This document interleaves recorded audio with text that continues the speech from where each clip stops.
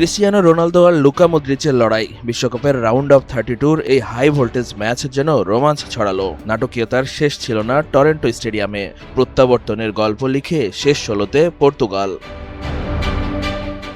Gonzalo রামোসের 94 মিনিটের গোলে এগিয়ে যাওয়ার পরও স্বস্তিতে থাকতে পারেনি পর্তুগাল। যোগ করা সময়ের 10 মিনিটে সমতাসূচক গোল পেয়েছিল ক্রোয়েশিয়া।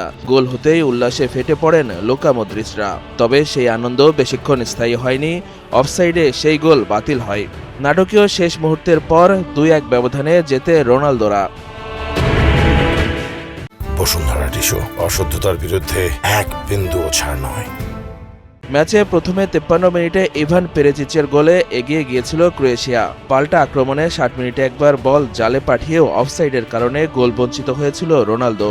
তবে শেষ পর্যন্ত অবশ্য স্কোরশিটে নাম তুলতে ভুল করেননি এই মহাতারকা। 68 মিনিটে পেনাল্টি থেকে সমতা ফেরান ক্রিস্টিয়ানো। বিশ্বকাপের নকআউটে এটিই তার প্রথম গোল। আর যোগ করা সময়ের 4র্থ মিনিটে রাফায়েল লিয়াওয়ের ক্রস থেকে গঞ্জালো রামোসের হেডে আসে জয়সূচক গোল। শেষ 16তে ক্রিস্টিয়ানো রোনালদোদের প্রতিপক্ষ চিরপ্রতিদ্বন্দ্বী স্পেন।